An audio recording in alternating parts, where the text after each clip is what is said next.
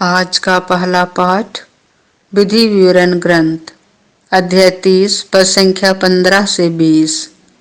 आज मैं तुम लोगों के सामने जीवन और मृत्यु रख रहा हूँ। मूसा ने लोगों से कहा, आज मैं तुम लोगों के सामने जीवन और मृत्यु, भलाई और बुराई दोनों रख रहा हूँ।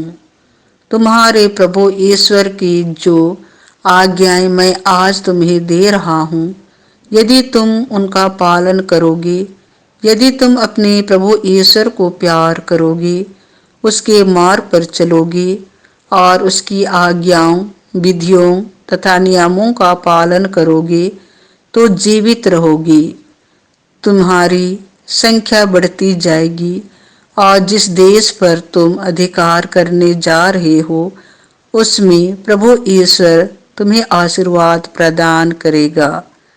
परंतु यदि तुम्हारा मन भटक जाएगा, यदि तुम नहीं सुनोगे और अन्य देवताओं की आराधना तथा सेवा के प्रलोभन में पड़ जाओगे, तो मैं आज तुम लोगों से कह देता हूँ कि तुम अवश्य ही नष्ट हो जाओगे और यरदन नदी पार कर जिस देश पर तुम अधिकार करने जा रहे हो, तुम वहां बहुत समय तक नहीं रहने पाओगे।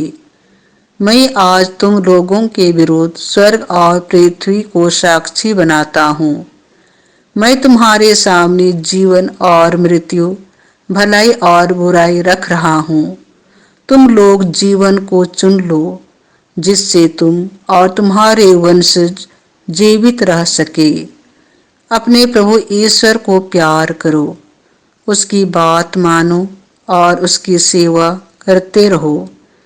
इसी में तुम्हारा जीवन है और ऐसा करने से तुम बहुत समय तक उस देश में रह पाओगे जिसे प्रभु ने शपथ खाकर तुम्हारे पूर्वजों इब्राहिम, इसहाक और याकूब को देने की प्रतिज्ञा की है। यह प्रभु की वाणी है।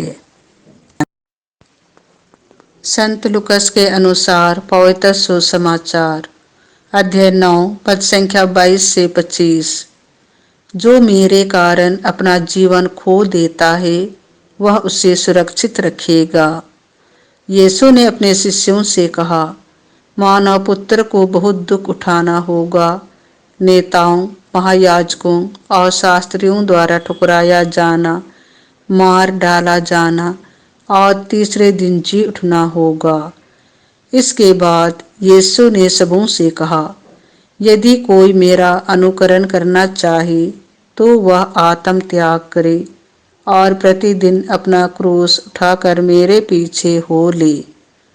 क्योंकि जो अपना जीवन सुरक्षित रखना चाहता है, वह उसे खो देगा, और जो मेरे कारण अपना जीवन खो देता है, वह उसे सुरक्षित रखेगा। मनुष्य को इससे क्या लाभ, यदि वह सारा संसार तो प्राप्त कर ले, लेकिन अपना जीवन ही गंवा दे या अपना सर्वनाश करे। यह प्रभु का सुसमाचार है।